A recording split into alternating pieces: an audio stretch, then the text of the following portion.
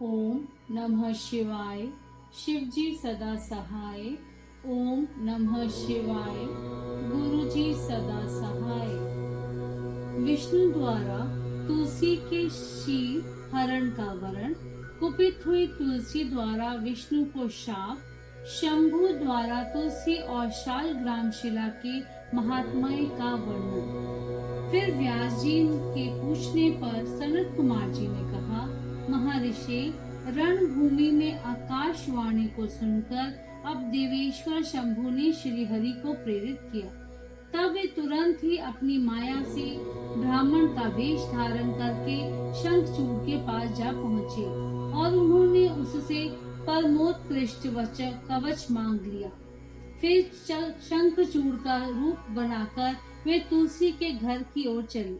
वहां पहुंचकर उन्होंने तुलसी के महल के द्वार के निकट नगारा बजाया और जय जयकार से सुंदरी तुलसी को अपने आगमन की सूचना दी। उसे सुनकर सती साध्वी तुलसी ने बड़े आदर के साथ झरोखे के रास्ते राजमार्ग की ओर झांका और अपने पति को आया हुआ जानकर वह परमानंद में निमग्न हो गई। उसने तत्काल ही ब्राह्मणों को धन दान करके उनसे मंगलाचार कराया और फिर अपना श्रृंगार किया। इधर देवताओं का कार्य सिद्ध करने के लिए माया से शंखचूड़ का स्वरूप धारण करने वाले भगवान विष्णु रथ से उतरकर देवी तुलसी के भवन में गए। तुलसी ने पति रूप में आए हुए भगवान का पूजन किया, बहुत सी बातें की, तदंतर उनके साथ रमण किया। तब उस साध्वी ने सुख, सामर्थ्य और आकर्षण में व्यक्ति कर्म देखकर सब पर विचार किया और वह तू कौन है, यूं डांटती हुई बोली। तुलसी ने कहा, दुष्ट, मुझे शीघ्र बतला कि माया द्वारा मेरा उपभोग करने वाला तू कौन है। तूने मेरा सात्वित्व नष्ट कर दिया है, अतः मैं अभी तुझे शाप देती हूँ। सनत कुमार जी कहते हैं, ब्राह्मणे, तुलसी का वचन सुनकर श्री हरि ने लीला पूर्वक अपनी परम मनोहर मूर्ति धारण कर ली। तब उस रूप को देखकर तुलसी ने लक्षणों से पहचान लिया कि ये साक्षात विष्णु हैं, परंतु उसका पातिव्रत्य नष्ट हो चुका था, इसीलिए वह कुपित होकर विष्णु से कहने लगी। तुलसी ने कहा, हे विष्णु, तुम्हारा मन पत्थर के सदृश कठोर है, तुम में दया का लेश मात्र भी नहीं है। मेरे पति धर्म के भंग हो जाने से निश्चय ही मेरे स्वामी मारे गए।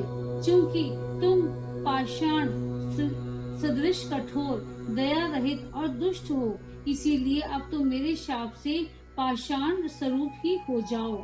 सनत कुमार जी कहते हैं, मुने यूं कहकर शंखचूड़ की वह सती साध्वी पत्नी तुलसी फूट फूट कर रोने लगी और शोकार्त होकर बहुत तरह से विलाप करने लगी। इतने में वहां भक्त वत्सल भगवान शंकर प्रकट हो गए और उन्होंने समझाकर कहा, देवी, अब तुम दुख को दूर करने वाली मेरी बात सुनो और श्री हरि भी स्वस्थ मन से उसे श्रवण करे, क्योंकि तुम दोनों के लिए जो सुख कारक होगा वही मैं करूँगा। भद्रे, तुमने तप किया था, यह उसी तपस्या का फल है। भला वह अन्यथा कैसे हो सकता है, इसीलिए तुम्हें उसके अनुरूप ही फल प्राप्त होगा। अब तुम इस शरीर को त्याग कर दिव्य देह धारण कर लो और लक्ष्मी के समान होकर नित्य श्री हरि के साथ वैकुंठ में विहार करती हो। तुम्हारा यह शरीर जिसे तुम छोड़ दोगी नदी के रूप में परिवर्तित हो जाएगा। वह नदी भारतवर्ष में पुण्य रूपा गंग की ही नाम से प्रसिद्ध होगी। महादेव देवी, कुछ काल के पश्चात मेरे वर के प्रभाव से देव पूजन सामग्री में तुलसी का प्रधान स्थान हो जाएगा। सुंदरी, तुम स्वर्ग लोक में, मृत्यु लोक में तथा पाताल में सदा श्री हरि के निकट ही निवास करोगी और पुष्पों में श्रेष्ठ तुलसी का वृक्ष हो जाओगी। तुम वैकुंठ में दिव्य रूप धारणी वृक्षाधि अष्टात्री देवी बनकर सदा एकांत में श्री हरि के साथ क्रीड़ा करोगी। उधर भारतवर्ष में जो नदियों की अधिष्ठात्री देवी होगी, वह परम पुण्य प्रदान करने वाली होगी और श्री हरि के अंशभूत लवण सागर की पत्नी बनेगी तथा श्री हरि भी तुम्हारे शापवश पत्थर का रूप धारण करके भारत में गण की नदी के जल के निकट निवास करेंगे। वहाँ तीखी दाढ़ों वाले करोड़ों भयंकर कीड़े वह उस पत्थर को काटकर उसके मध्य में चक्र का आकार बनाएंगे। उसके भेद से वे अत्यंत पुण्य प्रदान करने वाली शालग्राम शिला कहलाएगी और चक्र के भेद से उसका लक्ष्मी नारायण आदि भी नाम होगा। विष्णु की शालग्राम शिला और वृक्ष स्वरूपिणी तुलसी का समागम सदा अनुकूल तथा बहुत प्रकार के पुण्यों की वृद्धि करने वाला होगा।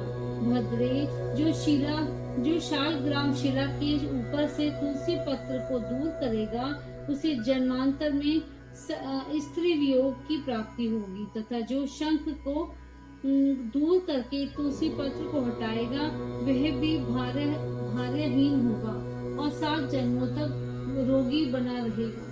जो महाज्ञानी पुरुष शालग्राम शिला तुलसी और शंख को एकत्र रखकर उनकी रक्षा करता है वह श्री हरि का प्यारा होता है। सनत कुमार जी कहते हैं, व्यास जी इस प्रकार कहकर शंकर जी ने उस समय शालग्राम शिला और तुलसी के परम पुण्यदायक महात्म्य का वर्णन किया। तत्पश्चात वे श्री हरि को तथा तुलसी को आनंदित करके अंतर्ध्यान हो गए। इस प्रकार सदा सत्पुरुषों का कल्याण करने वाले शंभु अपने स्थान को चले गए। इधर शंभु का कथन सुनकर तुलसी को बड़ी प्रसन्नता हुई। उसने अपने उस शरीर का परित्याग करके दिव्य रूप धारण कर लिया। तब कमलापति विष्णु उसे साथ लेकर वैकुंठ को चले गए। उसके छोड़े हुए शरीर से गण की नदी प्रकट हो गई और भगवान अच्युत भी उसके तट पर मनुष्य को पुण्य प्रदान करने वाली शिला के रूप में परिणत हो गए। मुने, उसमें कीड़े अनेक प्रकार के छिद्र बनाते रहते हैं। उनमें जो शिलाएं गंगा की जल से गिरती हैं वे परम पुण्यप्रद होती हैं। जो स्थल पर ही रह जाती हैं उन्हें पिंगला कहा जाता है और वे प्राणियों के लिए संताप कारक होती हैं। व्यास जी, इस प्रकार तुम्हारे प्रश्न के अनुसार मैंने शंभु का सारा चरित्र जो पुण्य प्रदान कर तथा मनुष्य की सारी कामनाओं को पूर्ण करने वाला है तुम्हें सुना दिया। यह पुण्य आख्यान जो विष्णु के महात्म्य से संयुक्त तथा भोग और मोक्ष का प्रदाता है तुमसे वर्णन कर दिया। अब और क्या सुनना चाहते हो? अध्याय